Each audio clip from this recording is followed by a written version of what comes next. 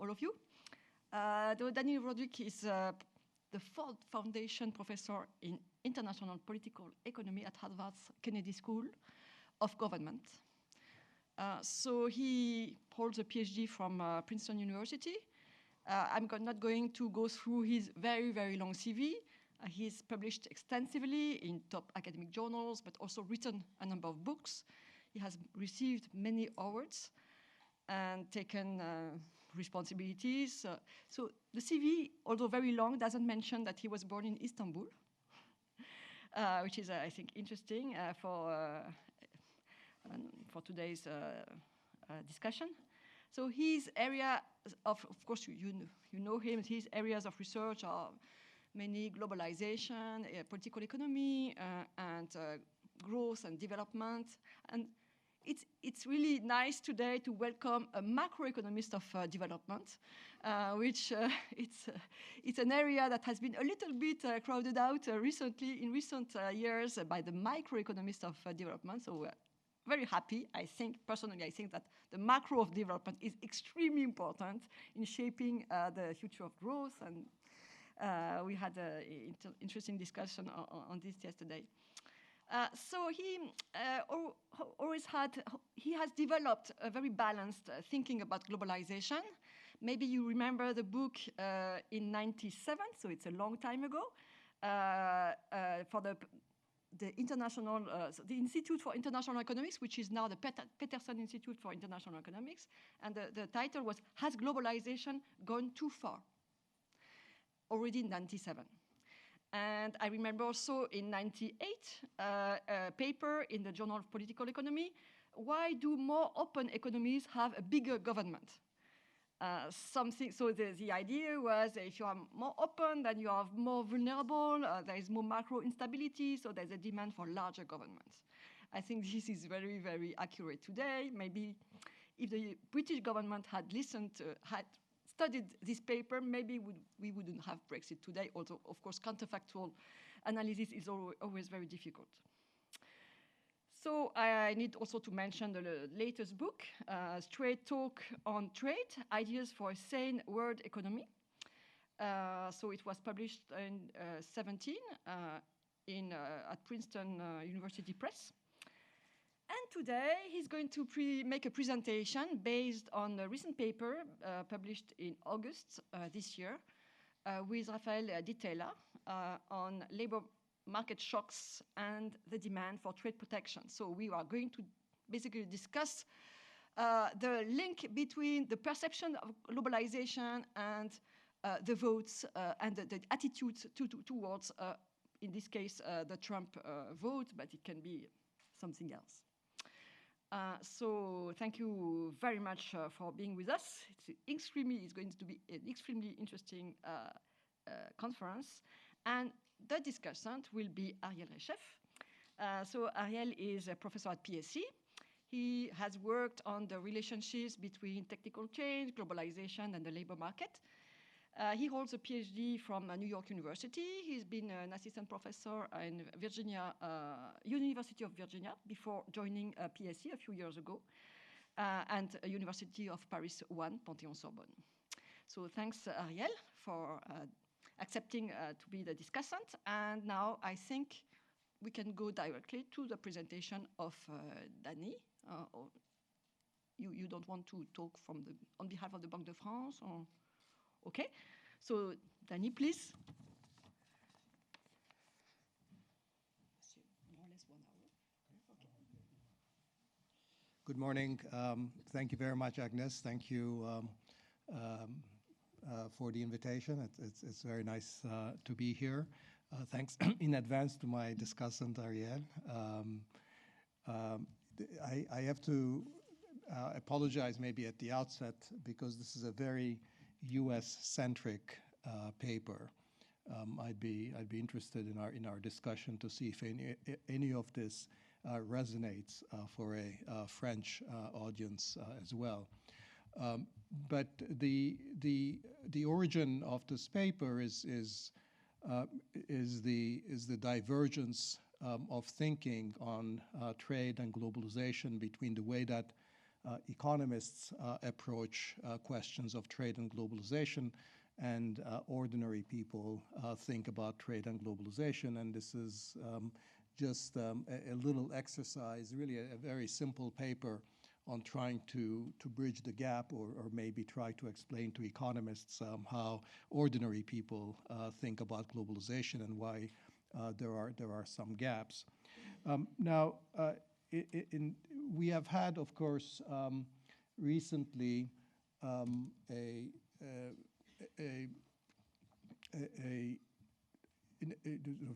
the rise of Trumpism in the United States has led us to rethink many aspects of trade, particularly in the U.S.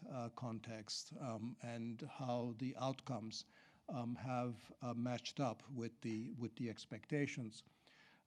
Now, Agnes mentioned the little book that I wrote in 1997 called "Has Globalization Gone Too Far?"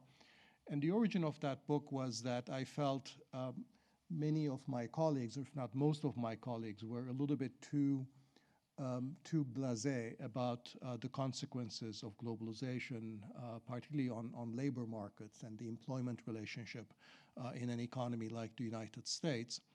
And I think around 1997, the general view was that globalization, the evidence that globalization had contributed to large distributional changes or significant adverse labor market impacts, that the evidence wasn't really there.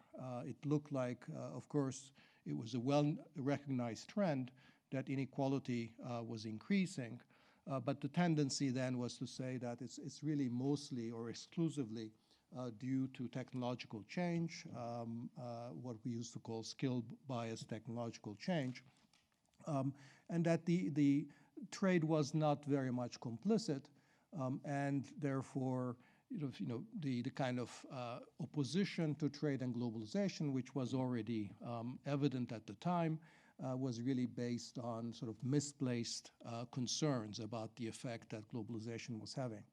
Now, regardless of whether that was empirically true or not, and now we know that it's largely was not empirically true, and I think we missed what was going on because we were not looking at the right margins, and I'll say something about that in a second.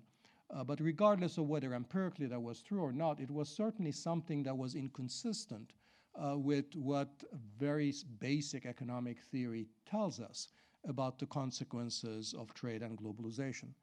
The very basic theory of comparative advantage and the gains from trade suggests that the very sharp distributional conflict is the other side of the coin of the gains from trade. That our benchmark models of comparative advantage, whether it is the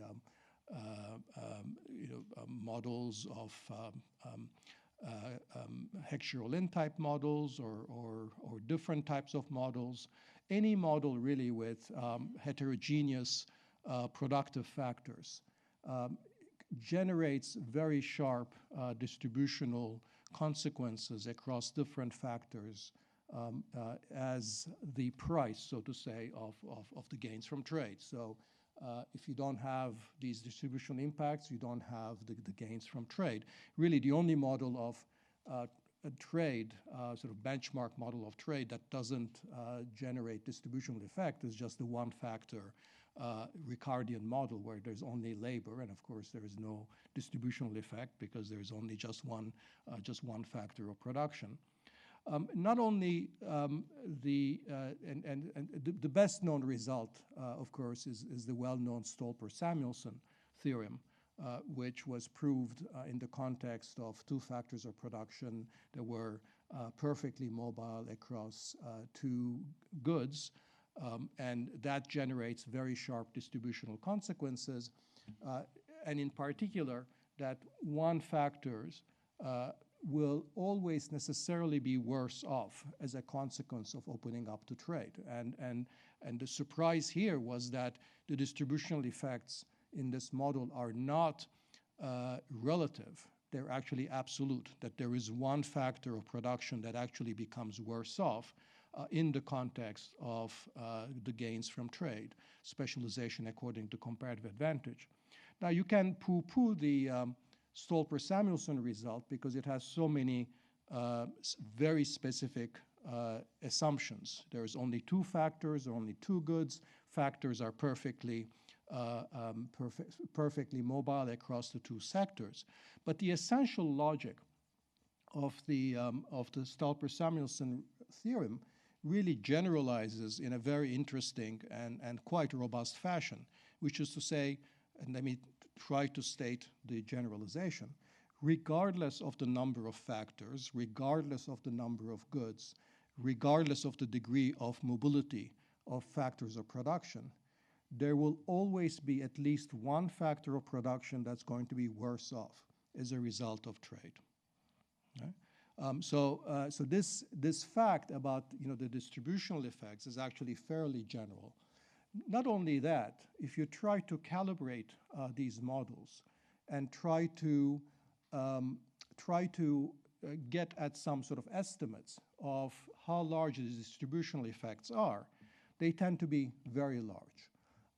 So that, regardless of whether you're doing this in partial equilibrium, general equilibrium, it's not unusual that when, let's say, tariffs are relatively high, let's say a 10 to 15% range, that a trade liberalization at the margin is going to essentially redistribute $5 to $6 of income per dollar of net gains from trade being generated.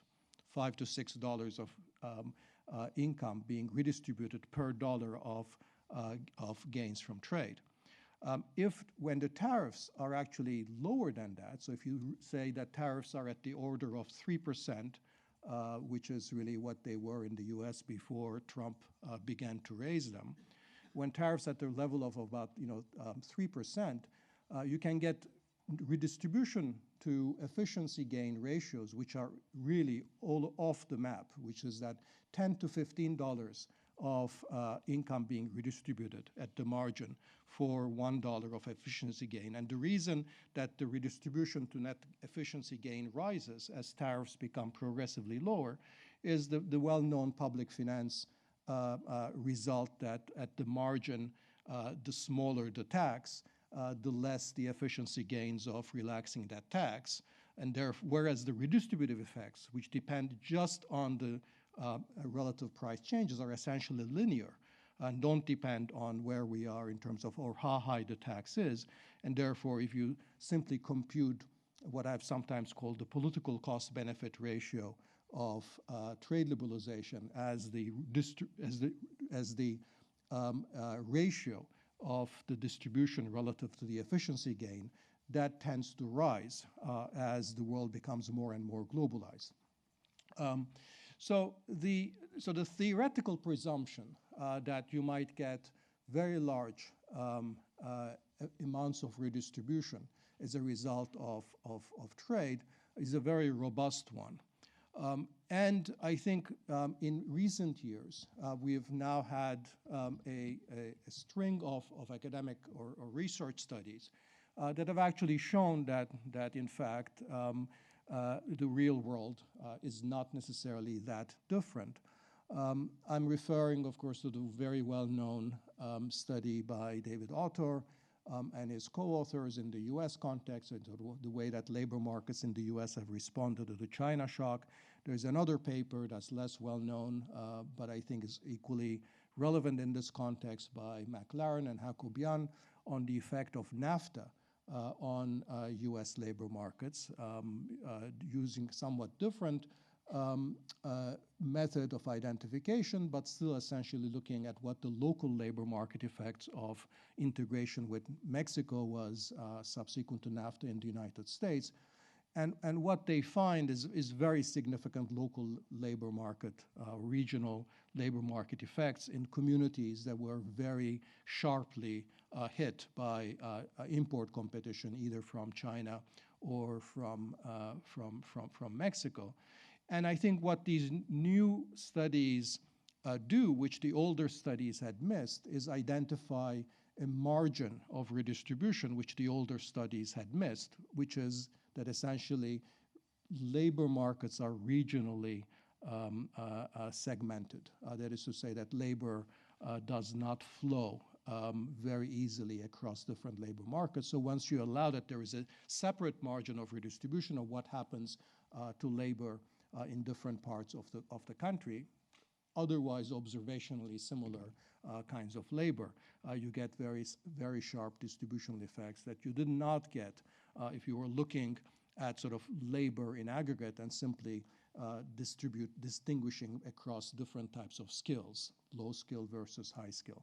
There you don't get very quantitatively significant effects from trade. So that's all by way of a sort of a very long introduction in terms of how trade theory, after all, proves to be right, and why we were perhaps, for reasons that elude me, why trade economists would have given up on trade theory so easily in order to overlook the kinds of labor market consequences of this very rapid deepening of globalization from the 1990s onward. Now, the fact remains that that doesn't take you the whole way to explain why the reaction in the United States to trade has been politically so powerful. It doesn't explain Trumpism. It doesn't explain the apparent protectionist response.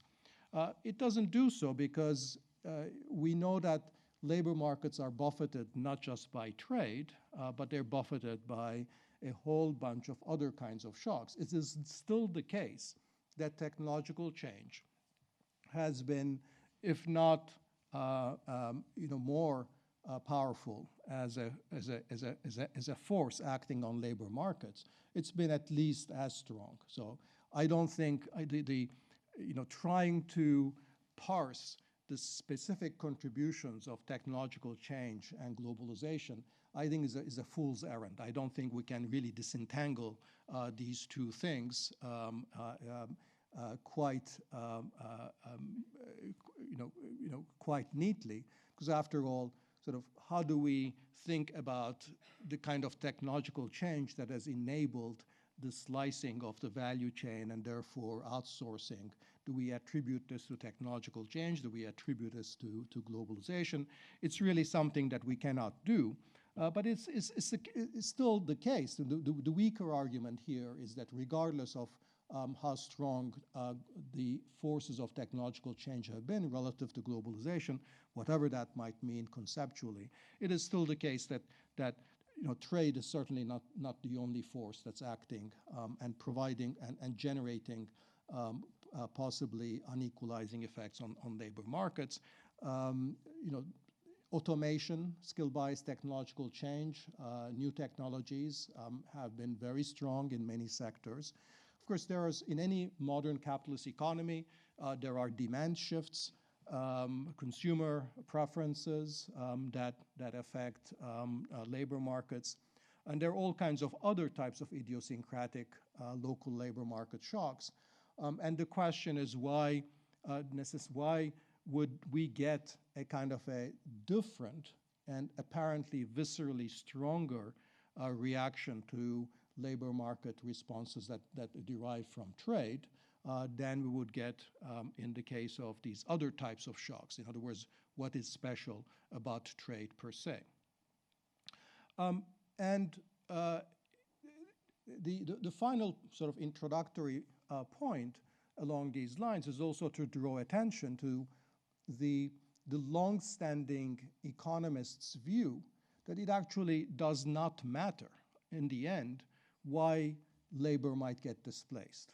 If you have a social welfare function that cares for temporary losses in income, if you think that these labor market shocks are affecting primarily workers at the low end of the income distribution, and therefore you have an egalitarian social welfare function and you want to do something about that, there would be a generic argument for compensation or for social safety nets, but that generic argument would not discriminate according to the type of shocks. It would be completely irrelevant whether somebody got displaced or lost their job because of a trade shock, as opposed to a technological shock, or simply because the managers screwed up and they made a mistake and made bad business decisions, and the plant is closing on account of that. Now, the safety nets in Europe are actually fairly consistent with that, because there's a generalized safety net, generalized welfare state in Europe that does not discriminate according to why labor gets displaced. In the United States, it's different. That traditionally, partly because I think the safety nets are much weaker, but that the price of trying to expand trade and signing trade agreements has always been to have a special trade-focused adjustment assistance program as a side agreement with labor. So the tradition in the United States has been to provide different and in some ways more generous in theory, although if not in practice, safety nets for workers that have been hit by trade shocks. So all of this is really in terms of thinking about conventional economic theory and what some of the recent evidence suggests. But what can we say more than this, and how can we start to begin making sense of the fact that the public reaction to trade seems to be both more visceral and often politically more salient than the reaction to these different kinds of shocks? I'd like to suggest that at least some of this may have to do with conceptions of distributive justice or procedural fairness that actually attaches very different normative significance to distributive effects that arise from different origins. So this argument would say that for normative reasons, for reasons about having to do with procedural fairness or distributive justice, that the reaction of people to labor market shocks or labor market displacement, unemployment, adverse distribution effects is really not independent from the source of shock. And the evaluation of the different types of mechanisms depends on certain inherent notions of what types of mechanisms are fair and what types of mechanisms are not fair. And to drive this point home, whenever I teach trade and comparative advantage and the distributional effects of trade, I often present so all my you'll have all the answers together. So this was originally meant to be sort of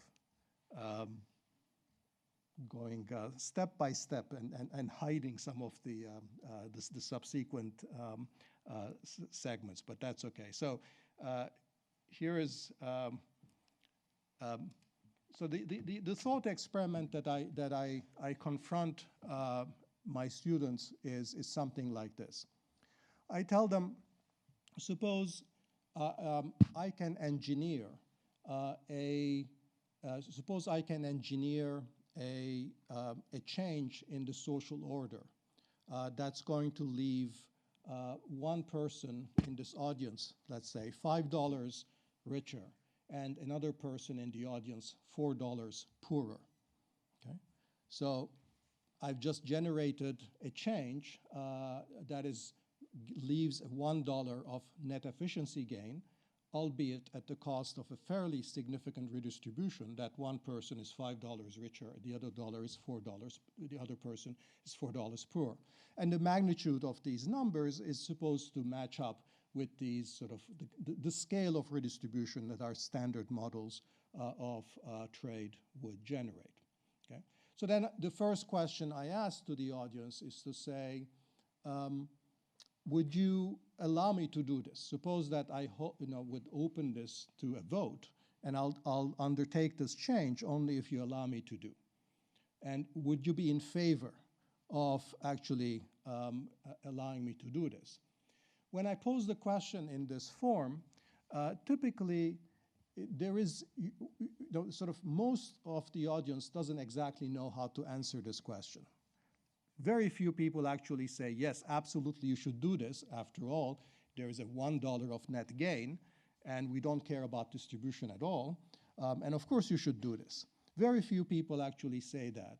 And most of the reaction I get takes the form, well, who is this person who's being, who's getting richer by $5? Who's the person who's poorer by $4? Why are you doing this? Why are you taking $4 from one person, giving $5 to another?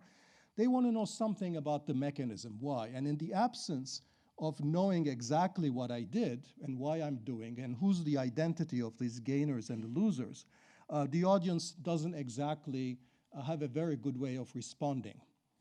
So then I say, okay, here is a number of different ways. And so just for concreteness, the winner is Harry and the loser is 4.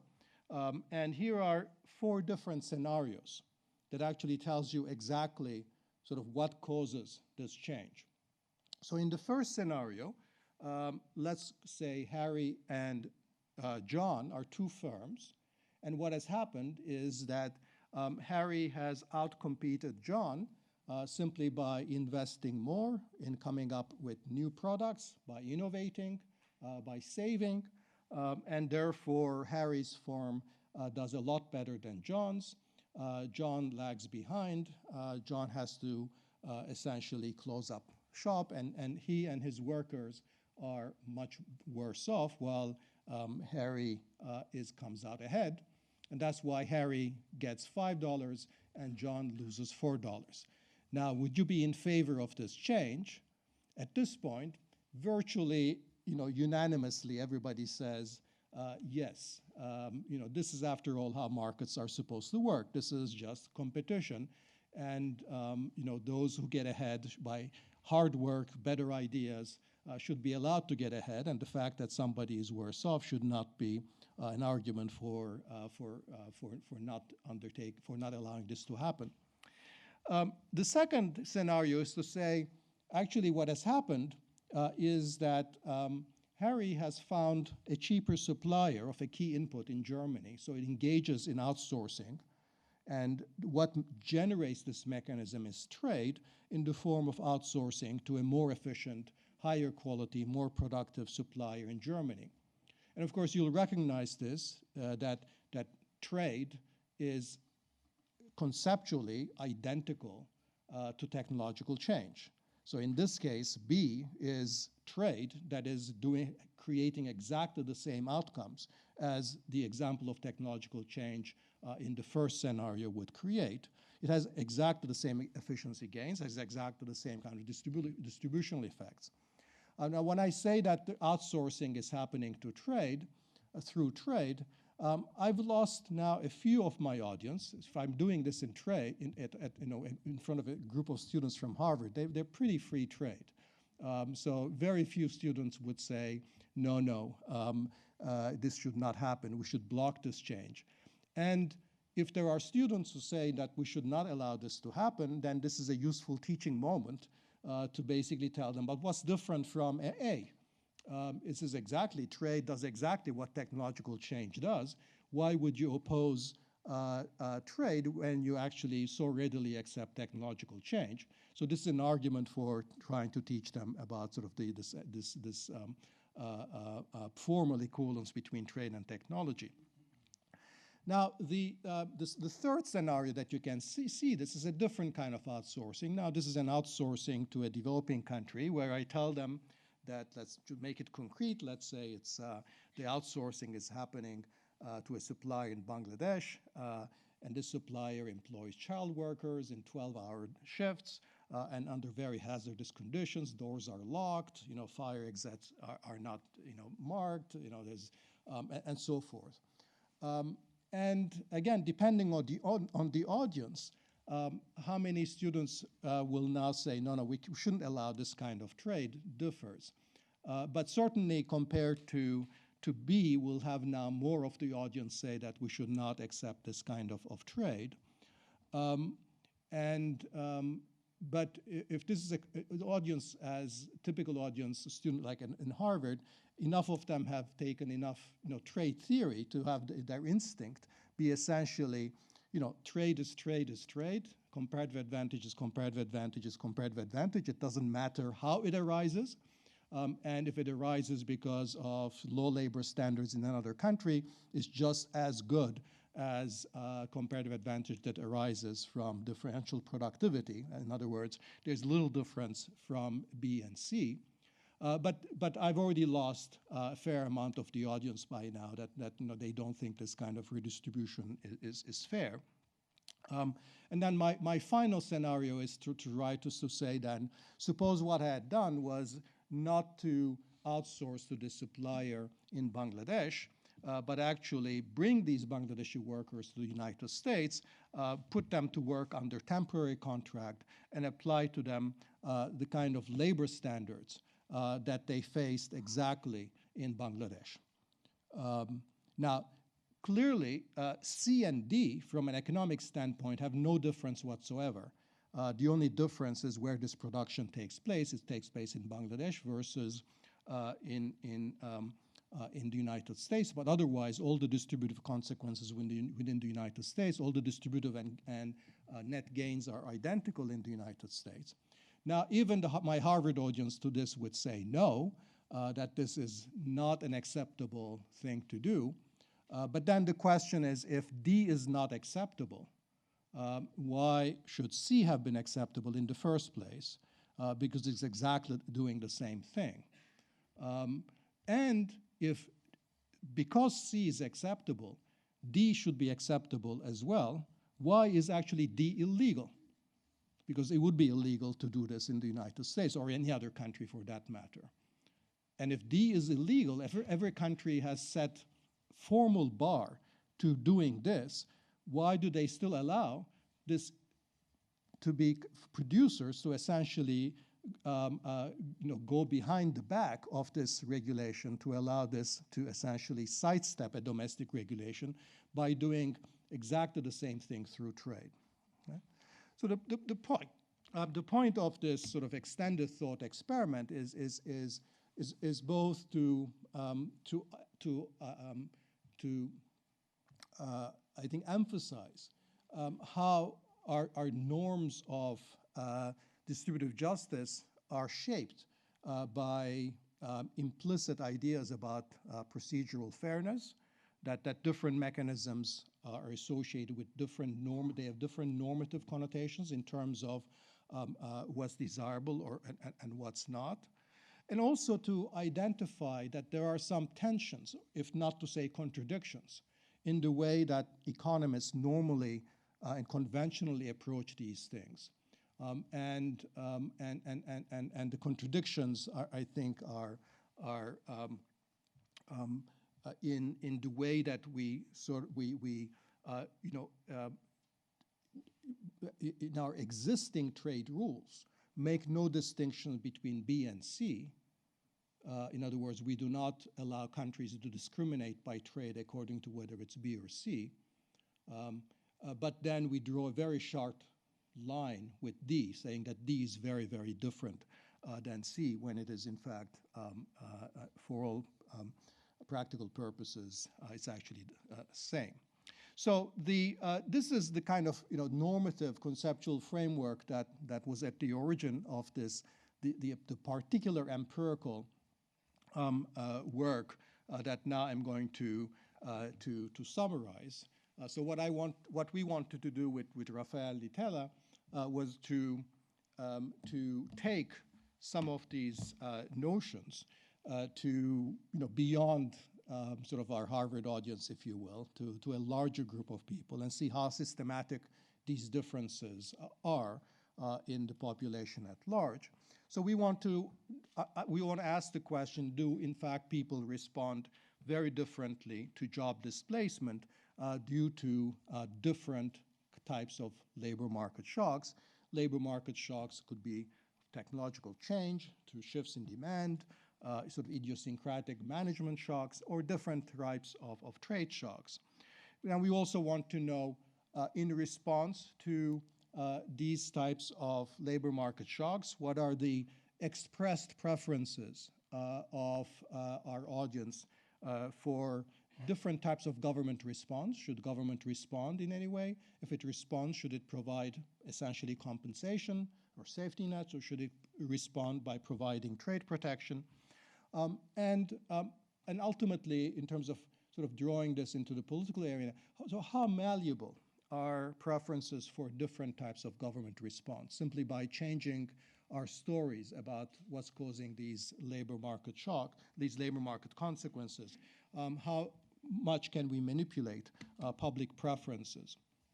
So the basic design is so we undertake a survey on MTurk, on Amazon's MTurk, and we have a sample of around 6,000 respondents.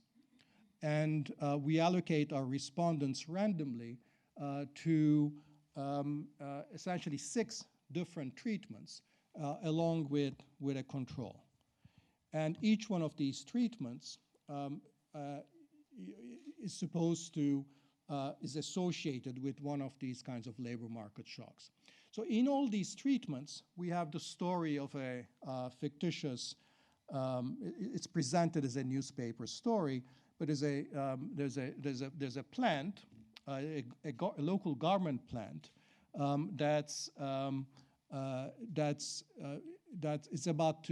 is threatened with closure, and as a result of this closure, a number of workers could lose their jobs. So there's I don't know. Can you read this? So the story is essentially, basically, I'm just going to read the introduction just one time. It says 900 jobs are at risk at the YGF garment plant in Creekstown, which is facing closure.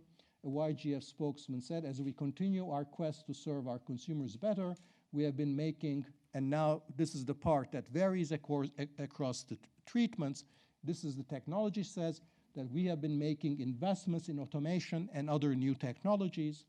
This has required that we phase out our Creekstown operation and consolidate manufacturing in our plants, in other plants in the country. And then there's a general statement that goes with this kind of a shock. It says many industries have been affected in recent years by technological progress, which lowers costs and raises productivity. And then the second paragraph, which I think is identical across most of the, I think all of the treatments. An employee at the plant who has been employed there for 18 years said the closure of the plant would have devastating consequences for the workers. Many will become unemployed, and the rest will have to accept lower-paying jobs. With the second treatment is a demand shock, and there it says we have had to adjust to lower consumer demand for the type of products we make here.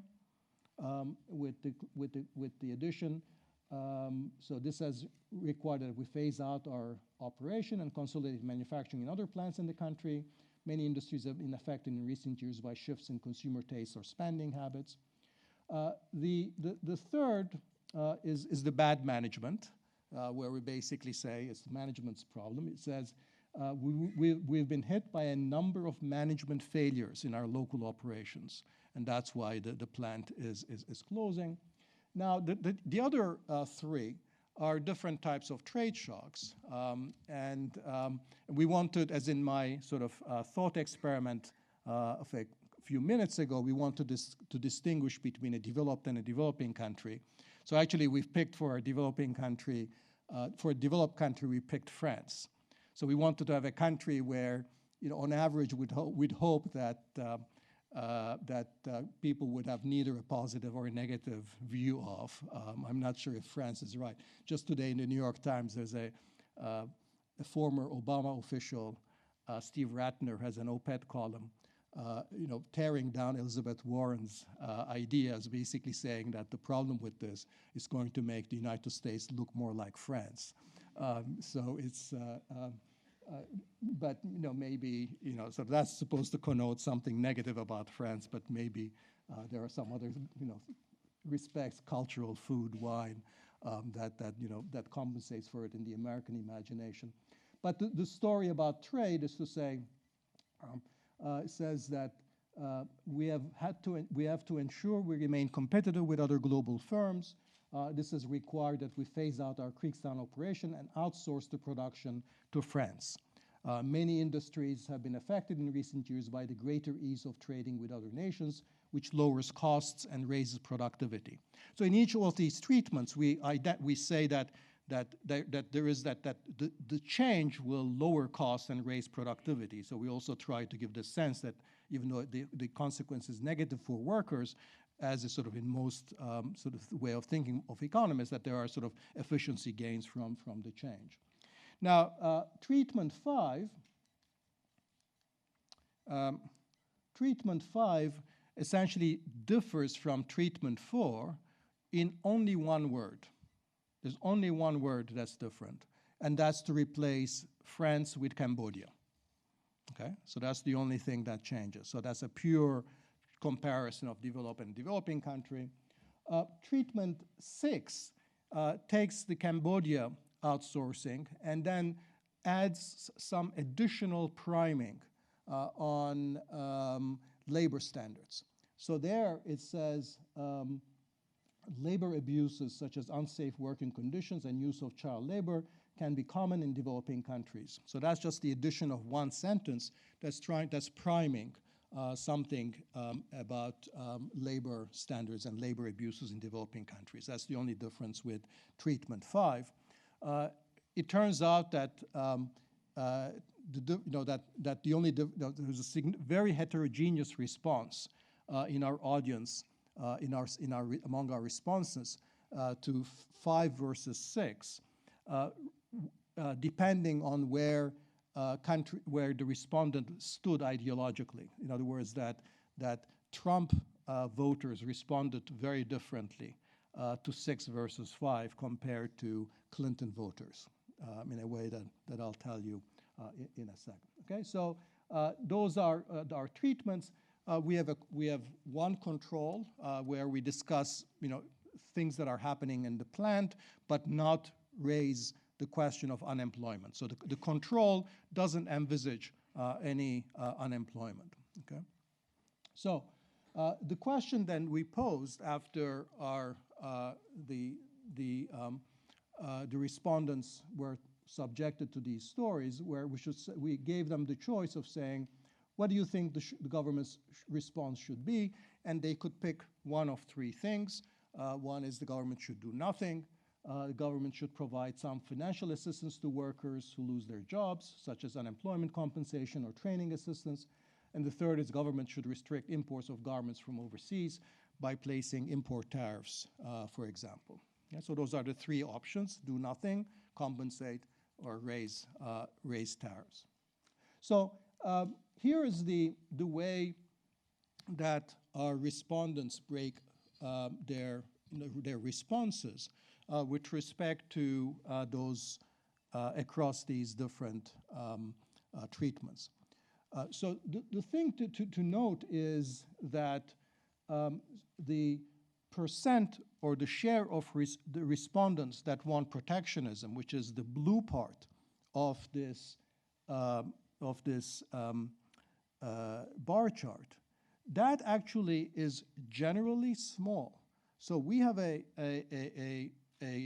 sort of the baseline response of our respondents. Their baseline protectionist preferences are actually not very strong.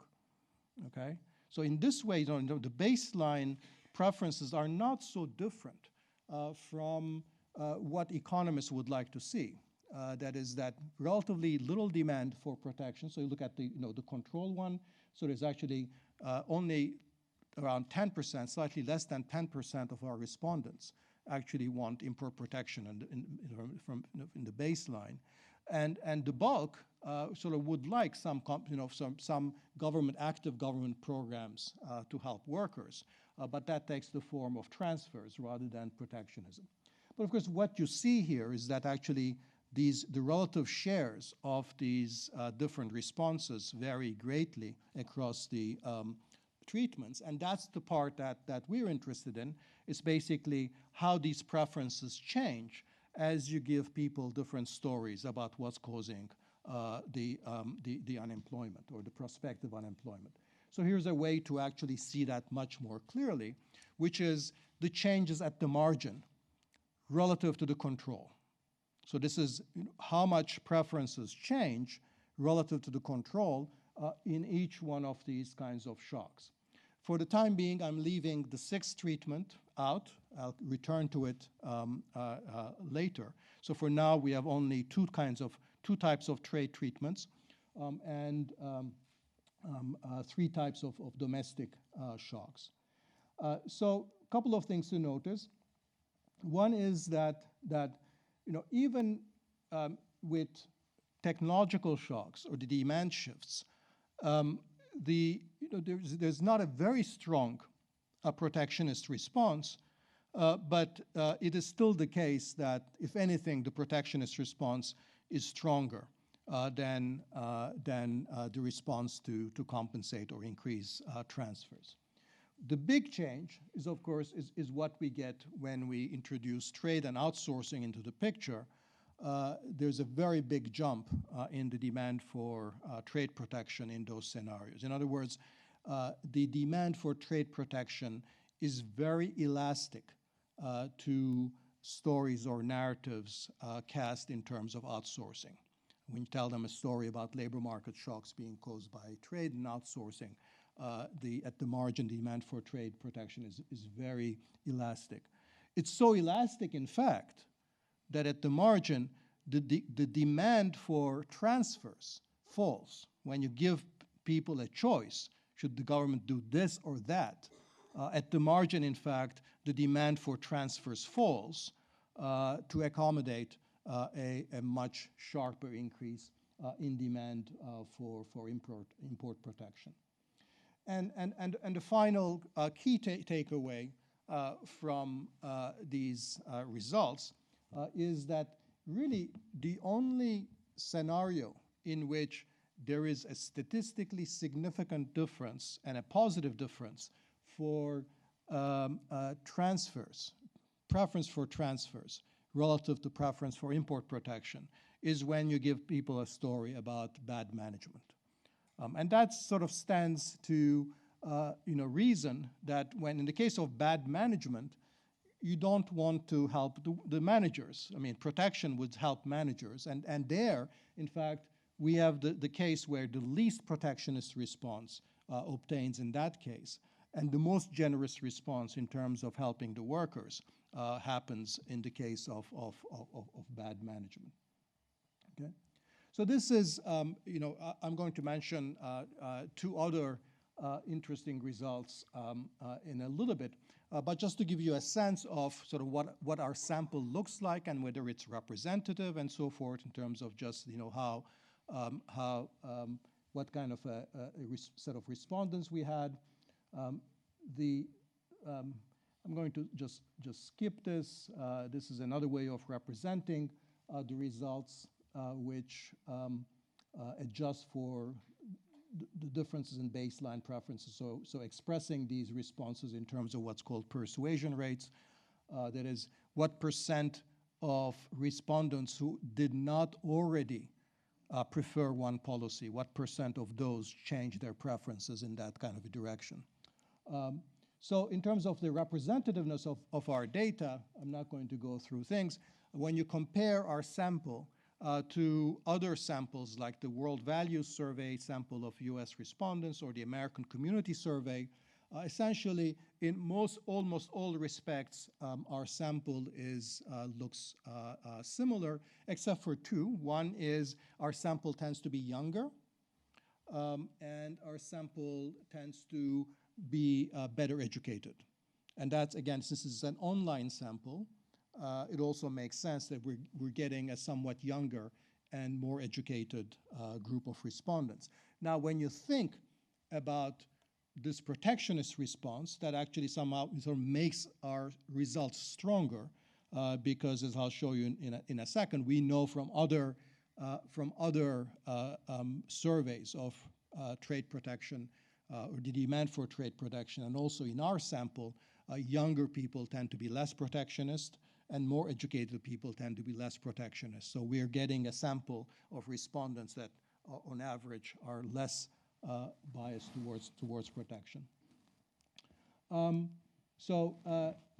Just a couple of more words on sort of the degree to which our results seem to be consistent with other empirical surveys of the demand for trade protection. So if we look at the basic covariates, the basic sort of covariates in terms of the demographic characteristics of our respondents and where they stand in terms of protectionism, we find results that are very similar to other surveys of the demands for trade protection, which increases our confidence that the responses that we're getting are meaningful. So in particular, we find, so one of those things that if you look at the very last column, we know from other studies of the demand for trade protection that actually women are significantly more protectionist than men. So if you just ask the question, should firms should employment or be protected, for women systematically have a much greater tendency to say yes. We have the same result here. With respect to education, of course, we also have that higher educated respondents tend to want less protection. We also have this result in our sample. One other thing that we could do is we could ask sort of some among the pre-treatment questions we asked was a question about the political leaning of our respondents. So we could ask them whether they supported in the 2016 election, whether they supported Clinton, whether they were leaning towards Clinton, or whether they were leaning towards Trump, or whether they supported Trump. And there again, the results were fairly consistent and sensible, that as you went from the sort of the liberal part of the political spectrum to the Trumpist part, the demand for protection systematically increased. So which is as we would have wanted to see. Okay, so I'm just going to actually, I've given you the basic, key takeaway. So I'm going to skip that and just point to two additional results that I think are interesting. So this is focusing on what the political ideology of respondents, the initial political ideology of respondents, what difference that makes. So on the horizontal axis, we have grouped the respondents according to their political position in the 2016 election, with all the way to the left are Clinton supporters, all the way to the right are the Trump supporters. And then we collapse our treatment into three different groups: the control group, the non-trade shocks, and the trade shocks, the green. Okay? So what you can see is, the one sort of key thing here is that the elasticity of response of Trump supporters to trade stories, to outsourcing, is much, much stronger than the elasticity of response to Clinton supporters. So that people who were predisposed towards Trump responded much more positively in the protectionist direction than those that supported Clinton. That is not surprising. And the second, sort of thing about this is that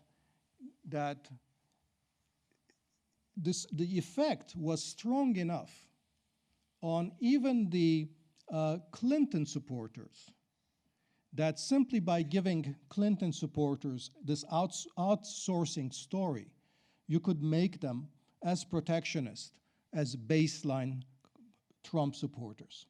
So even though Clinton supporters have a lower elasticity of response in the protectionist direction, they still respond sufficiently strongly that you can turn, and that's the somewhat surprising thing, you can turn a Clinton supporter on trade issues, you can turn him or her into somebody that looks like a Trump supporter simply by giving them a story about outsourcing. So I think it just shows, sort of with respect to this, the strength of this elasticity. The final point I want to make with respect to our results is statistically not nearly as strong as everything I've been talking to you about so far, but I think it's actually quite intriguing, and it was something that we did not expect to find. And remember that we had a sixth treatment that primes respondents with respect to labor standards, labor rights, and labor abuses. We were puzzled that when we compared the, where's the next one? Sorry. Yeah, I guess I don't have that one. Maybe I should, you can go to this one. Sorry. So this has, so if you compare treatment 5 and 6 here, okay, remember treatment 5 is outsourcing to Cambodia.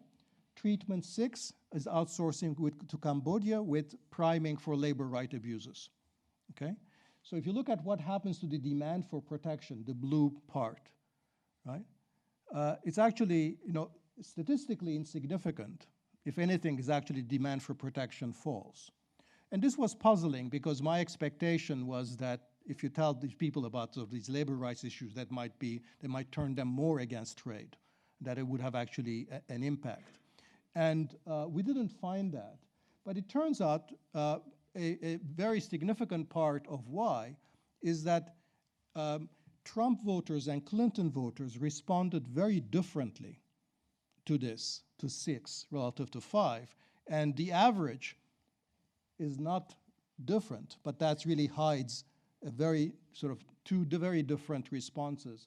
So if we go to that,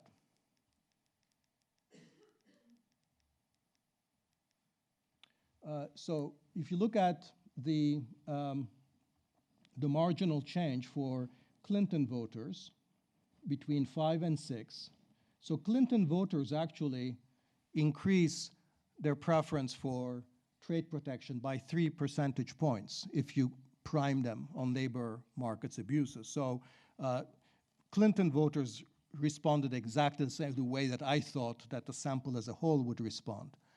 But in the sample as a whole, that's offset by the fact that Trump voters reduced their, sort of preferred levels of protection. Now, why do they do that? I have no clue. Why, if you tell them about labor markets abuses in developing countries, they become less protectionist, I have no clue. But it turns out, but I should again say that, that this difference between pro-Clinton, pro-Trump is really not hugely significant. It's about, marginally significant perhaps at the 10% level. So it's not a very statistically very strong divergence, but it's interesting nonetheless. Okay, so let me just quickly wrap up and stop here. I'm not claiming that we actually have identified exactly why these responses are so different across our different scenarios. I have not explained why there's a much more visceral response to trade than other shocks. I think the key contribution here is to draw our attention that in fact people do have very sharply different preferences on how governments should respond to labor market shocks of different types.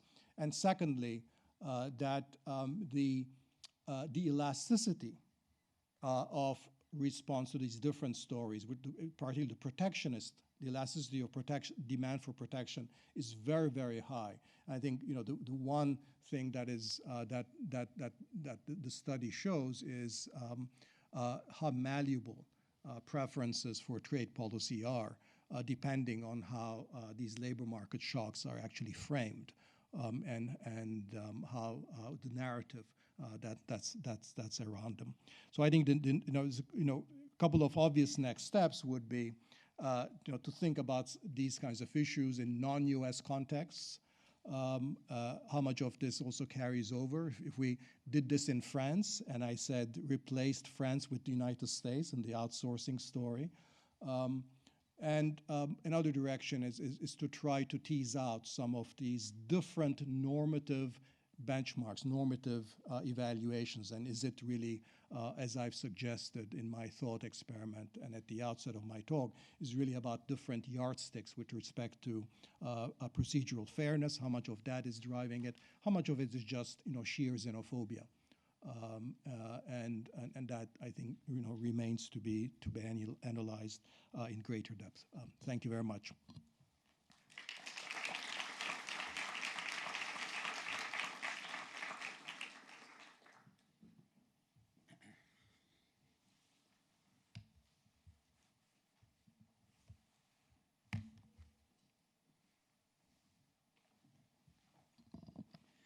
Okay, thank you, Agnes, for allowing me to discuss, for this opportunity to discuss this paper. And so I think that before I go into the discussion itself, I just want to say that I think that this paper is a really great platform for the discussion that I hope that we can have immediately after my discussion. And so let me just start with a quote. So this is Ronald Coase some years before he died. He said in a meeting, economics over the years has become more and more abstract and divorced from events in the real world. Economists, by and large, do not study the workings of the actual economic system. And I think that originally he stressed the word system. They theorize about it. As Eli Devons, an English economist, once said in a meeting, if economists wanted to study the horse, they wouldn't go around and look at horses. They'd sit in their studies and say to themselves, what would I do if I were a horse? Okay, and the continuation of this quote is that an economist would quickly realize that they maximize their utility. So instead of sitting in their offices and thinking about, oh, how should different people respond to different events, Ariell and Rodrik go out into mechanical Turk pastures and look at American horses. And what they do is that they elicit policy choices in response to vignettes. So these are these little scenarios, and these are their treatments. And they record the demographics of the respondents, the way they respond to policy challenges, and their political orientation. So that's essentially what the summary of what the paper does. And so, and what are the findings? So I think I try to highlight some of the interesting findings. So you give people scenarios in which there are negative employment shocks, and they demand all kinds of different government responses. And so despite seemingly equivalent employment outcomes, so this is actually something perhaps that Dani didn't stress as much, all of these treatments imply the same number of job losses, okay? There's demand for public protection or public response. So there are three options: either do nothing, or set up some transfer scheme to compensate people, or to raise tariffs. And it turns out that people respond differently to these, they choose different responses based on the types of priming or the types of shocks that they face. So these are the shocks: the technology shock, the demand shock, the management failure, foreign competition, offshoring, and then there's this additional dimension, the offshoring with or without labor standard abuses. And the variation of the shocks is, the variation of responses has a gradient with respect to political orientation and education. And so one of the things that struck me, and it was apparent in the first figure that Dani presented, is that overwhelming number of people want to do something, okay? So they're not paying for this out of their pocket, but I think that the general tendency that people see redistribution or job losses in America, that people actually, the vast majority want the government to do something, is quite striking. I don't know, in the context of someone that is leaped from across 3 different countries during the course of my lifetime, I actually think that that's an interesting finding in itself. And so the variation is not not in whether to do, but it is in what to do, okay? And that the government should do something. Generally, people prefer transfers, so this is something that Dani also mentioned, and that's good from economic standpoint. But they demand more trade protection in response to trade shocks, and more financial assistance in response to technology, demand, and management shocks in relative terms. Okay. So I have a few comments. So one way to look at the results is that there's this divide between a liberal left and a socially sensitive right. Okay, because the Trump voters actually respond much more to everything, both in terms of transfers and protection. So and so how can we interpret this? So, you know, maybe the left in the U.S., this is essentially cheap journalism by my side. Maybe the left in the U.S. is more concerned about protecting groups, certain identities. So there's these whole issues about identity politics that have swamped the discourse on the left, and not only in the U.S. And they prefer actually blanket or social insurance fashion kind of protection in a quote-unquote French way. Whereas the right is focused more on cause and effect, but less inclined to redistribution in general. And actually that last point resonates with some of the findings in the tables that you can see in tables 2 and 5 in the paper, where actually Clinton supporters are much less likely to support do nothing, but their elasticity with respect to different shocks is lower than the Trump voters. And then there's this question that I'm wondering, why do some people demand trade protection in response to non-trade shocks? Why is it when there's a technological shock or a demand shock, people want not an insignificant proportion of people actually demand tariffs. So this is particularly true for Trump voters and less educated. And this is not an important point, but postgraduates and Clinton voters actually are statistically indistinguishable in the results. So if you look at the responses for this group and for that group, they actually look identical. So maybe there's something to learn from that.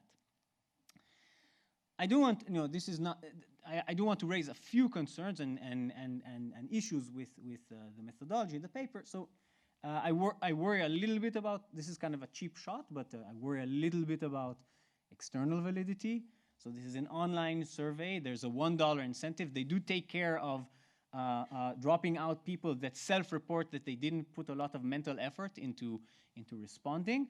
But do these results, as intriguing as they are, do they really carry over to real policy choices?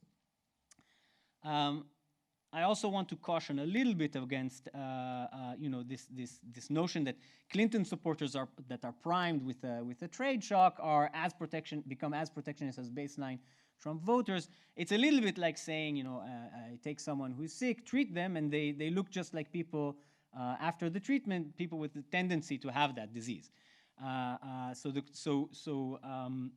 It's not really about preferences. It's more about choices.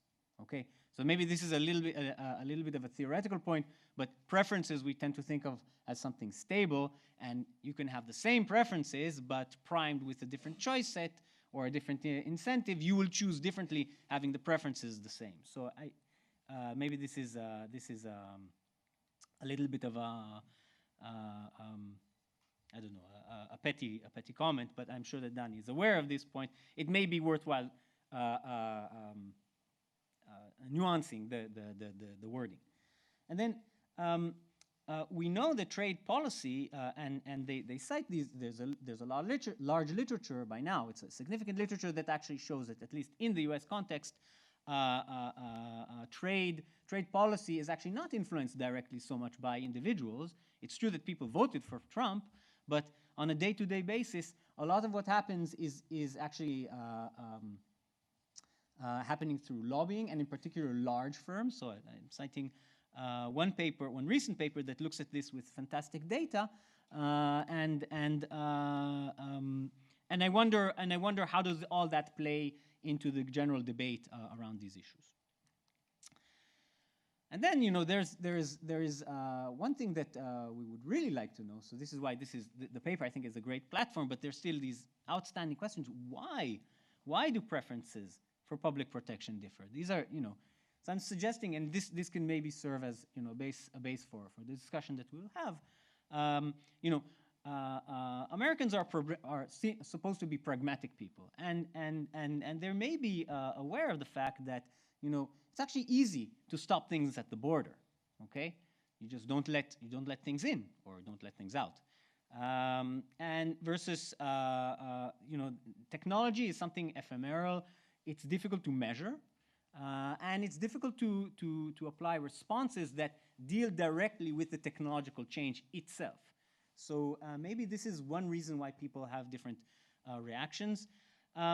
Maybe there's something about the ability to pin down a culprit, or what is the cause, and this gives rise to the notion of populism, as broadly defined as populism as some political tool to pit the people against someone or something. It can be the elites, it could be the Chinese, it can be something.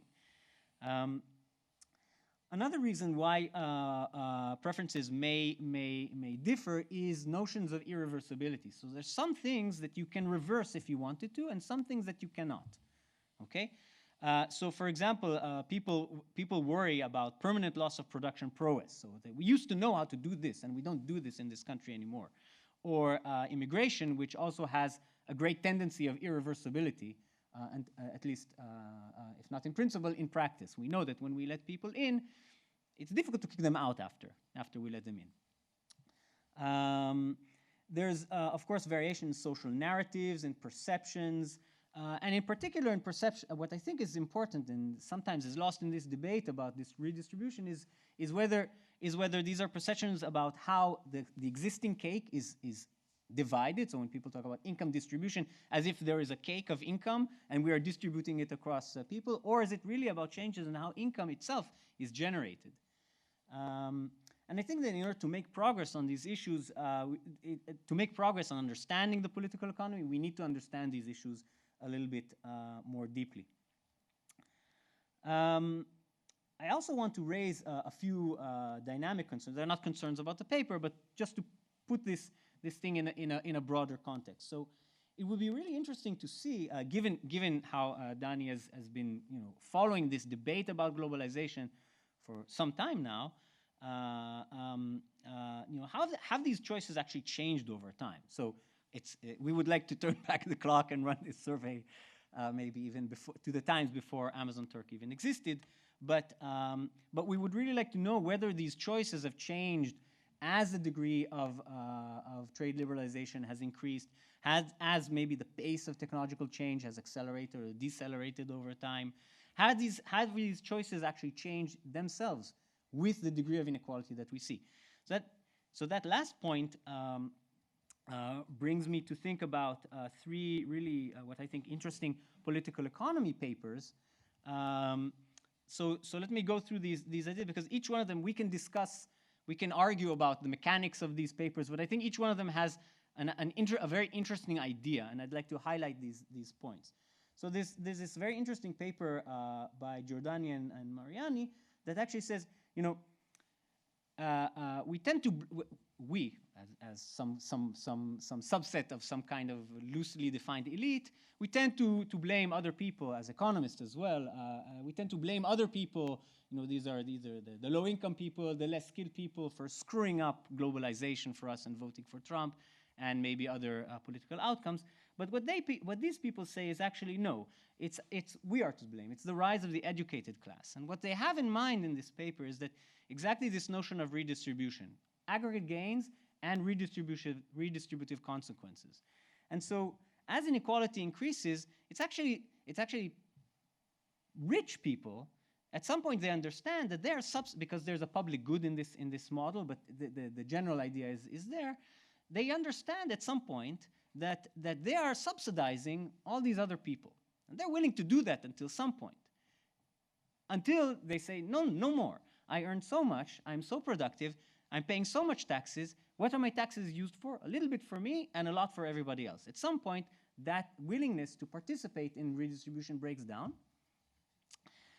And the poor, they understand this.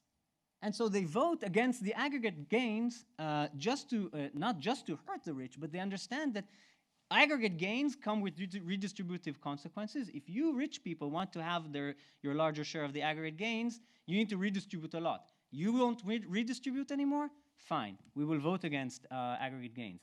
And this is maybe something that has to do with this Trumpism and so on. There's this other paper by Grossman and Helpman that look at identities.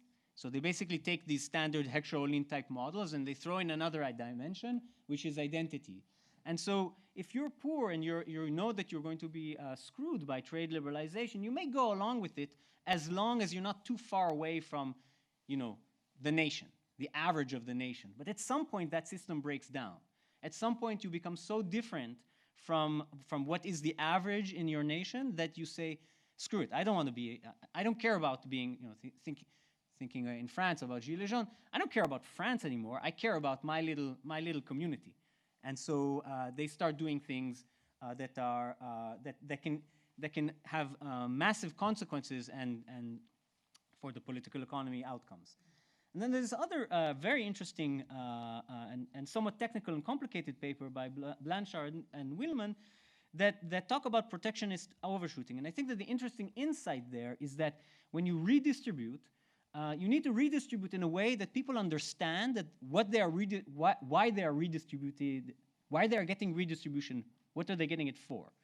And you need to link the trade losses that they may have with the compensation, because otherwise people respond on the margin. And so people say, okay, I just lost from trade, okay? The government is paying me. I'm still going to vote against a low tariff, and that can give rise under certain conditions. And once again, this is the most technical paper of the three. You can get protectionist overshooting in the sense that these people are going to hurt their future generation, their offspring. Okay, so these are interesting ideas, I think, that are formalized mathematically, but I think that all of these things together are something that we are seeing in the world. So I really have, maybe, I don't know how much time I have, not a lot, but, there's some lingering questions that are clearly beyond the scope of the paper. What about intensities of responses? So people are willing to have, import tariffs in principle, but how much? Do they have any notion of what is a high tariff or not? And what if vignettes include estimates of the cost of these choices? So a big part of Dani's, some part of Dani's work is actually the notion that, wait a minute, redistribution is actually costly, right? And so you need to take money from the pocket of Harry, I guess it was, and put it into the pocket of John. That actually involves some kind of cost. And so, and we know that tariffs are going to have cause aggregate losses. So what if people were also forced to become cognizant of potential costs for them of this redistribution? There, of course, we could talk about other employment shocks, foreign investment, multinationals, and so on, immigration, monetary and fiscal policy, financial and sovereign debt crises, and so on. So let me just conclude my little discussion of this.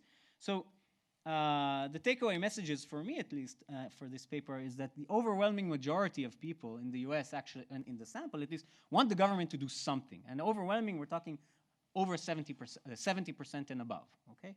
So that's a lot, I think. In general, Americans react much more to trade shocks than to technology shocks or to non-trade shocks. They prefer trade restriction to financial compensation, quote unquote, when they should. So when there's an offshoring shock, when there's a foreign competition shock. And if they understand that in principle this is inferior to transfers, it implies some willingness to shoulder some of the costs. But that's very exploratory. Trump voters demand relatively more trade protection in response to international competition. But Clinton voters that are primed with this international competition treatment are on par with this baseline Trump tendency for protectionism. But we need to also keep in mind that these Trump voters are 4 times more responsive. So the elasticity is 4 times higher. And they also demand, the Trump voters in particular, demand trade protection in response to non-trade shocks. So there may be something about being a Trump voter that says, someone needs to pay for this, right? And if it's going to be either France or Cambodia or China, someone needs to pay for something bad that has happened. They're just angry. That's it.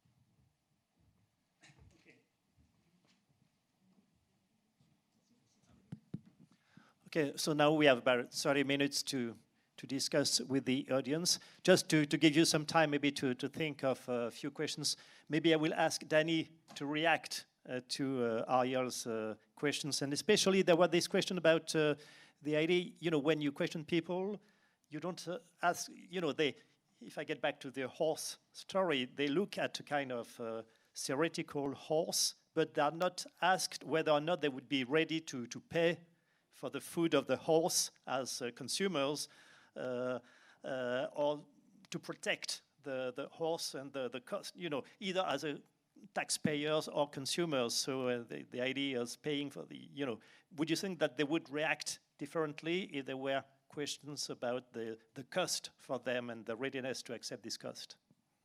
Maybe you take that. Yeah, I mean,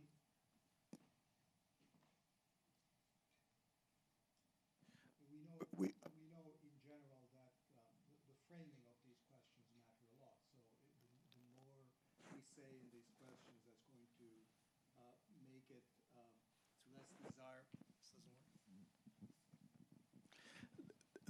The more undesirable we make protectionism by suggesting things that's going to that puts it in a negative light, the more we're going to be depressing the demand for protection. I think that's that's probably not that surprising, but in some ways, in terms of the question about whether in the real world people would behave this way, it is in fact the case that the bulk of the cost of trade protectionism will not be borne by the specific people who are losing their jobs or the communities in which they're located. So the costs are going to be borne and dispersed across much broader groups. So I don't think it's a very that is very unrealistic to present them with just the general benefits of this kind of labor market displacement, saying that in general this provides economy-wide benefit in terms of lower costs and increased productivity, but not necessarily say that you'll be paying a much higher price, because ultimately the direct impact of the job losses in quantitative magnitude is so much larger than the per capita share of these people that would be paying in terms of the tariffs. If I can say, maybe just add one more thing to what Ariell was discussing in one of his slides on sort of the dynamic question as to have these preferences changed over time, and you refer to three different papers, three different lines of thinking about why we're getting more protectionism now compared to some other times. I want to go back to one of the points that I made in my presentation, which is relevant, I think, to the dynamic question, and I think there is a reason that is implicit in globalization itself that generates dynamically increase in demand for trade protection that does not rely on any extraneous feature. You don't need to bring in an identity dimension. You don't need to, add, some additional wrinkles in terms of what the properties of the political equilibrium might be, the rise of the educated, and so forth. And so the dynamic that's completely inherent to the process of globalization is that the amount of redistribution looks very different when you're back in the 1950s and 60s and trade barriers are very large to begin with, compared to when you're in the 1990s and 2000s and the trade barriers in fact have shrunk a lot. And that's the point about the redistributive cost and benefit ratio of globalization, that by the time you come to the 1990s, it becomes physically, it becomes impossible to compensate the losers because even under moderate assumptions about what the deadweight loss of transfers and redistribution is, there's no way you can compensate the losers because eking out the net gains when protectionism is already very low, you're basically are not generating sufficient gains from trade to compensate the losers. There are still big winners, but there are big losers. So it's in the very dynamic of globalization that after a certain point, globalization seems to look like it's just purely redistribution. Some people are getting rich, other people are getting poor. So it looks like, the gains from trade are just a tiny part of this whole thing. And just then to say, well, isn't this good for the American economy and so forth, it's just beside the point, because at that point, really, it's that, the pharma companies and the multinationals and big investors are reaping huge gains, but, lots of communities and lots of segments of the labor market are really suffering losses. And there's no argument you can take to those people that this is good for America as a whole. And by the way, we're going to compensate, even if it's politically credible. Now, that argument doesn't work anymore. Okay, so maybe we can take a first round of questions, and please introduce yourself and you the mic in your armchair. So we start maybe with first three questions and then a second round of three.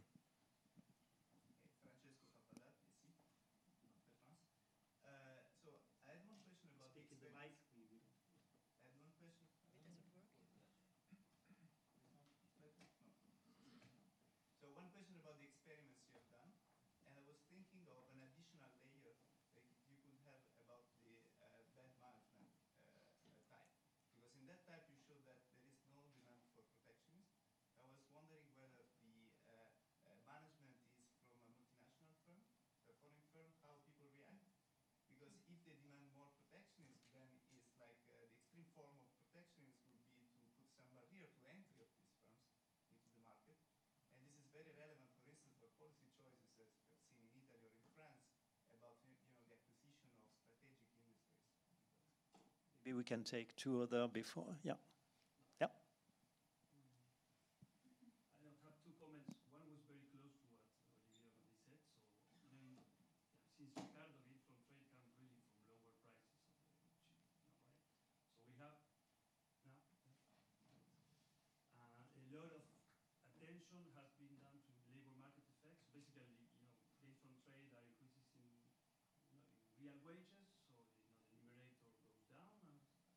But some literature now are talking about the price effect, right? And there is some indication that this price effect also have redistribution effects that go against the labor market effect. It's not very clear.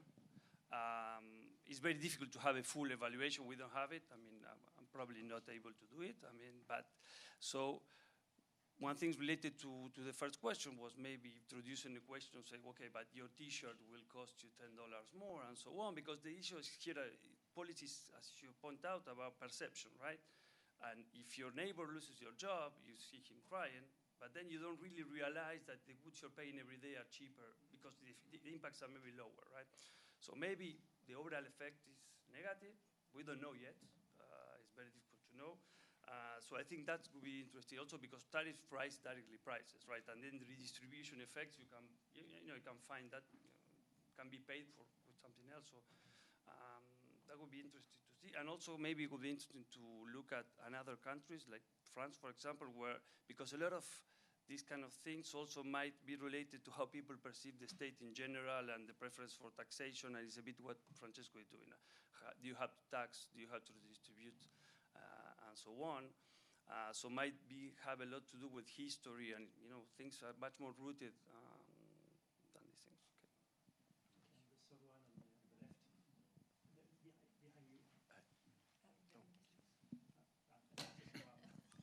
Yes, thank you, and good morning. My name is Jean-Marie Pogam. I'm the French rep to the WTO. Thank you, Dani Rodrik and Ariel, for the very good presentations. Apologies, my question is a non-economist question, but I think there are some striking differences between the US and the EU that I'd like to comment on, and maybe you want to react on. To some extent, the US model seems to me very pure. You have a labor shock, you identify trade as one of the possible causes. You cannot do much about technology, so you take protectionist measures. And this is what the Trump administration has been doing recently. And up to this is very logical in terms of reaction. Now, when you come to Europe, you have a very different setting, which is you have a labor shock, but first, trade is not identified, I think, in the public opinion in Europe as a major cause. Immigration comes first.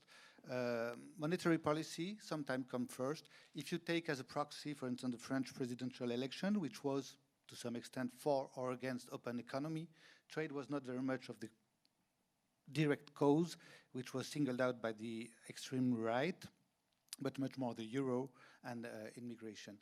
The second difference is that Europe is pursuing an aggressive free trade policy since 15 years with bilateral free trade agreements everywhere in the world, and even to the extent that in the Brexit case, which sometimes has been compared to the US situation, which I believe is not necessarily true, but you have a populist reaction somehow, voting against the EU, but the reaction, the political reaction is to say we want more free trade. And even the Tories are just playing with this idea of recovering the independence of the trade policy. So this is a second quite important difference. The third one is when you come to the binary option between compensation or protection, it's very difficult in Europe because compensation you do not have at the European Union level. They have only tools for liberalization, but not tools for compensation. So compensation can only be national. And there is no much demand of trade protection, which is being vehiculated or channeled to the European level, except through the European Parliament. So I wonder whether you have any reaction on the causes of those differences. Thank you. Thank you. Thank you.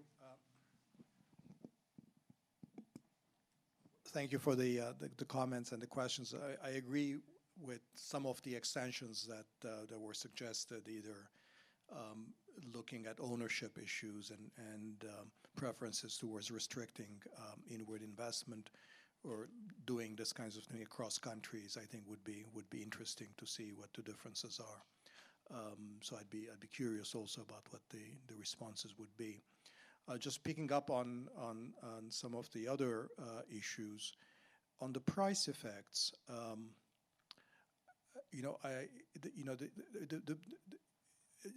Trade theory is pretty clear that the price effects cannot compensate in real terms for labor market losses. So there's in trade theory there's something called the magnification effect, which is that factor price changes must bracket price changes, which means that there's always some part of the factor market the adverse effect on factor prices will exceed the relative fall in the prices that's due to imports. So what that means is that in real terms, there's always going to be some factor that's going to be worse off, and that's why, I mean, I think people are, going to these people in Crickstown and who's losing their jobs, and then telling, oh, by the way, prices are much lower in Walmart today. That might reduce some of their losses, but conceptually cannot offset it. So that's a matter of, theory. It's not whether we can manipulate their preferences by telling them all kinds of stories about how much the cost of living will increase. That's another matter. And as I was saying before, you can probably do that to some extent. I think some of the differences with Europe and the EU are interesting. And on the one hand, you have studies on Europe that show that a very similar kind of a, China trade shock analysis can explain some of the increase in far-right voting in Europe as well. So even though you're right that politically trade with low-income countries or with China has not become as big an issue in Europe as it has been in the United States, some of the labor market displacements that seem to be due to these trade shocks seem to have had political impact in terms of supporting increase in support in far-right groups. But I think the reason that perhaps the trade with low-income countries has not been as big a political issue in Europe is precisely that the safety nets are so much more generous. So many of the direct distributional effects actually have been undone through compensation, which is much more generous and much more universal in Europe than it is compared to the U.S. Alas for WTO and trade agreements, it hasn't actually made trade agreements more popular in Europe, but it has shifted the argument or the opposition to trade agreements from the domain of direct redistribution and concern about the labor impact of low-wage countries to concerns about new-style trade agreements with the surrender of sovereignty over issues like rules. So the question about who's making the rules, the disproportionate advantage to investors and big firms, and the surrender of national economic sovereignty either to trade agreements or to international organizations. So you're right that, for example, in the Brexit discussion, the conservatives want free trade, but they want free trade in the traditional sense. They don't want free trade when they basically buy into the acquis communautaire and the European Union rules on product standards and all of that. So it just means, it's a kind of let's have free trade, but let's keep national sovereignty over our domestic regulatory environment. So I think the nature of the debate in Europe over, or the contentiousness of trade agreements is over a different set of issues about sort of regulatory convergence and enforced regulatory harmonization, and not so much about these direct distributional effects.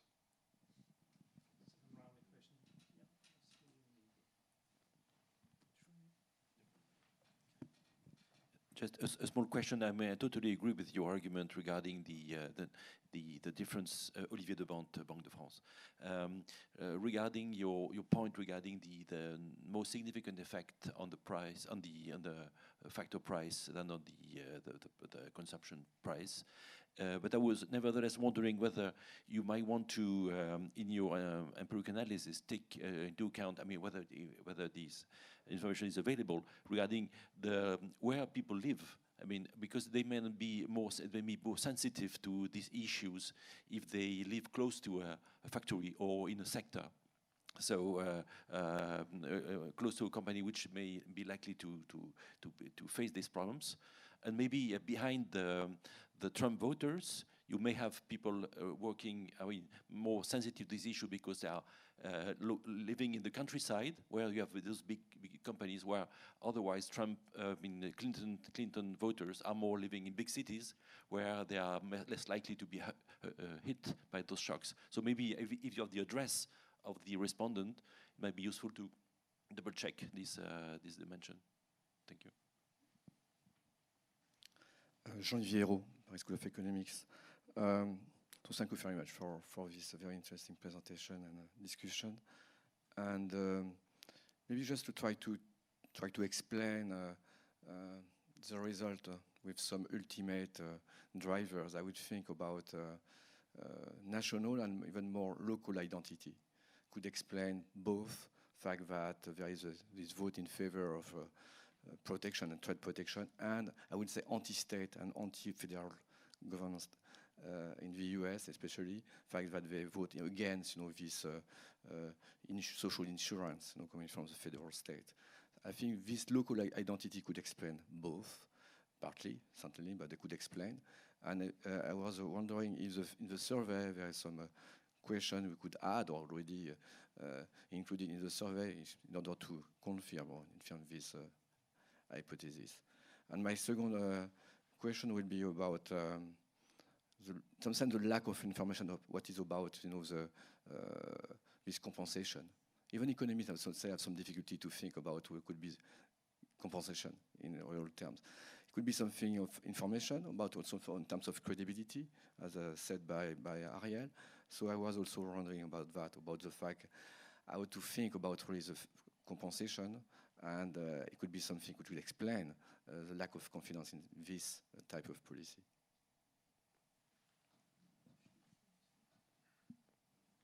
Merci. Philippe Moutot, formerly European Central Bank and Banque de France. I'm struck by one thing in your presentation. You chose as example Cambodia and France, but the situation of the trade war is mainly discussed with China. And China is huge, even compared to France, and even more compared to Cambodia.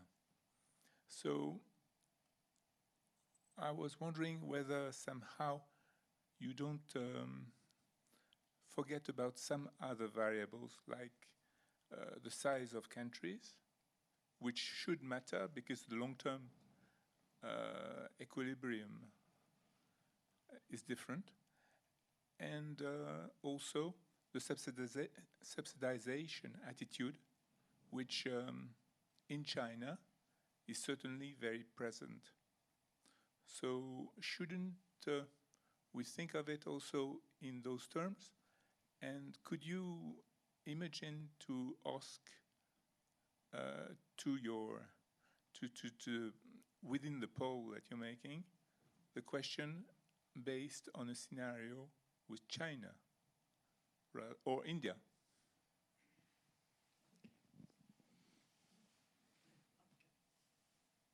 Again, thank you. Great questions. Trying to work backwards. Yeah, I mean, China is. I think it's a whole set of issues on its own. I mean, the reason that we didn't name China is because we thought that, China would evoke so many different aspects of, geopolitical competition, and so that it would be somewhat difficult to disentangle, the pure sort of effects through outsourcing on labor markets from broader questions about national security and geopolitical competition against China, and we wouldn't really know exactly how much of it is due to the very specific role of China in American foreign relations, and so that's why in the experimental design we didn't include China. That's not, but you're right that, I mean, the U.S. trade war is mainly about China, and we don't have shortage of explanations as to why this is happening right now. But from an experimental standpoint, we wanted to keep some of those broader national security and foreign policy questions separate from the economics questions. On the issues of both, I agree with you about national on identity and local identity questions, and also there I would say that again, tying it also with the first question, we know that that people are very much affected by what's happening in their local community, that job losses affect preferences not just of people who are losing their jobs, but also people in their community. So some surveys, for example, trying to see whether job losses or economic anxiety has been linked to the rise of the far right, ask people, have you been displaced recently? And then try to link that response to whether that individual supports the far right. That tends to give you much weaker results than if you're doing this at the level of communities, because it turns out that if somebody has lost their jobs, it's not only that person, but also everybody else in that community who observes this. And either because of local sympathies, local identity, or because of the fear that tomorrow it could be their turn. So these effects are very much felt at the level of identity, at the local community. And also, it's interesting that the NAFTA paper I mentioned shows that even if you are not working in an industry that's directly affected by trade from Mexico, it has significant spillovers to non-tradables in the same community. So if a factory shuts down, it's also the local restaurants are going to start doing very poor business. And so you can see the decline in earnings and incomes of people, even in the non-tradable industries in the same community.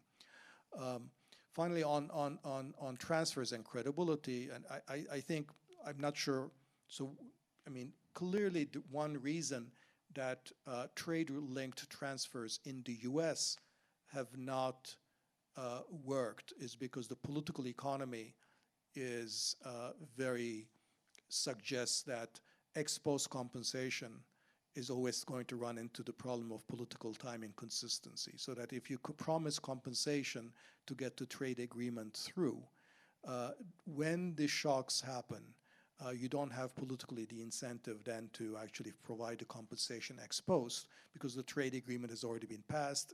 It's going to be very hard to reverse, and therefore politically you don't have the incentive to fund the trade adjustment ex post, which is exactly what happens with trade adjustment assistance in the United States. There are always these generous compensation promises, but they end up being underfunded ex post. And I think that's why I think the European system, where a general safety net, which is part of the general sort of social bargain, is much better because it's not subject to this time inconsistent problem of compensation. Okay, last round of questions, starting with Agnès. Thank you. I had actually a remark and a question about compensation. The remark is, I was interested in your story of Harry and John. And if you ask the questions, probably in a French class, I'm not sure that people would agree to do nothing if Harry worked very hard. And because in France, there is a tendency to like the losers, to support the losers, and whatever the source of the loss.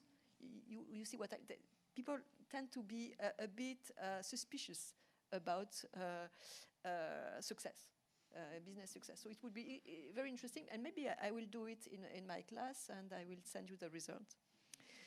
The question was about compensation and extreme the Trump vote.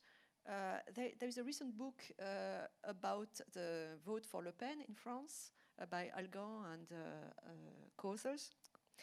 And they argue that why so the voters for extreme right in France are very much against compensation, transfers, and so on. They prefer protection. They would prefer protection. And the reason for that is not the one you are mentioning. The reason for that is distrust. So they think that the transfers will go to people that don't deserve it. So immigrants, people that are poorer than they are, because they are the lower middle class, but they are not necessarily the poorest part of the society. So I wonder What would be your views on that? Do you think that there's similar kind of distrust in the US? Would it be part of the explanation why they prefer protection? Thank you. You mentioned at the beginning of your presentation the issue of the differences in comparative advantage coming from human right violation or the lack of enforcement of social international standards. And you say that trade rules are not dealing with those issues directly. And do you think that this might change or not?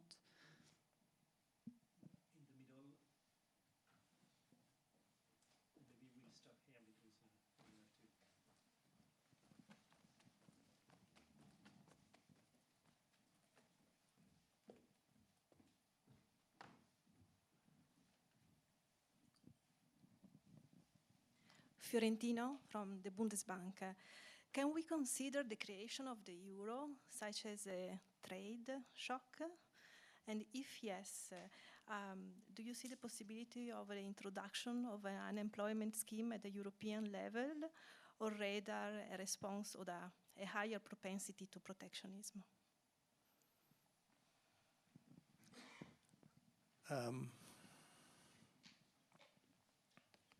Well, I mean, I'm in general in favor of greater fiscal integration in the European Union. So I think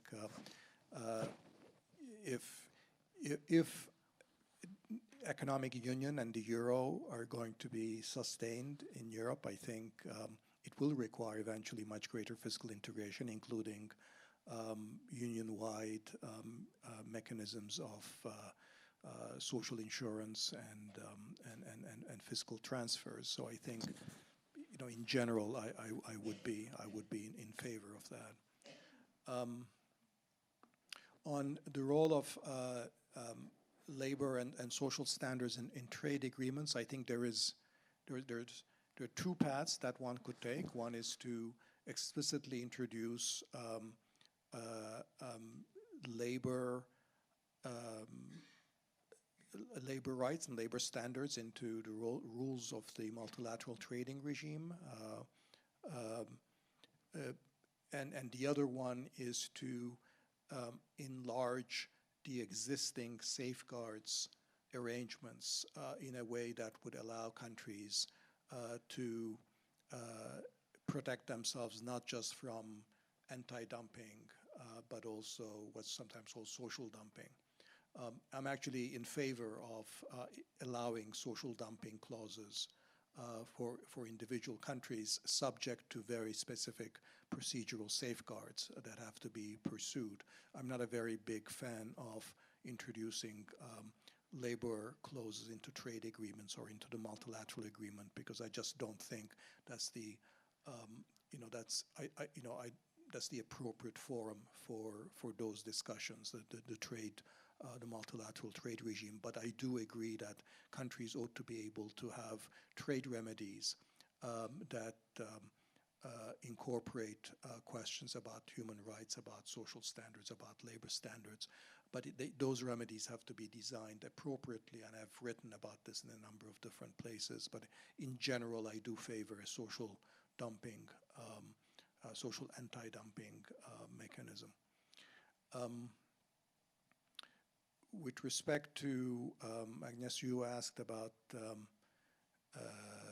compensation and the distrust. Yes, absolutely. Now, it is true that there is a very long history of distrust against government programs, and one of the sort of findings from this survey-based kind of literature in the U.S. context is that people don't really want a lot of redistribution, and for somewhat similar reasons, I think that also in the United States, redistribution is associated with redistribution towards African Americans, and so that sort of those racial perceptions feed into that. Whatever that is, I mean, also as Ariell highlighted in his discussion, in our paper actually we find that our baseline, sort of the response is actually quite favorable to transfers and unemployment compensation. So the vast majority of our respondents, even without being told a story about unemployment, actually do want government to be there to provide for training and unemployment assistance. So we don't find that so much. We just don't find that it's very elastic to labor market shocks, but the baseline level of demand for transfers in a government role is actually fairly high. Okay. So now it's time to close, and thanks again to Dani and Ariell for this presentation. So I think we would be very interesting in running the same survey in Europe, especially in France, and to compare the results with the US. I don't know if it's in your plans, but if not, maybe there could be some project in Europe. And thanks again also to Paris School of Economics for this joint organization. Just let me announce that I think the next event will be on December 11 with Thomas Philippon from New York University, and Thomas will present his latest book, The Great Reversal, about the decline in competition in the US. Okay, thanks again. And Dani, if you want to hear again, Dani, I think Dani is going to the GECO in Lyon, and right now. Okay.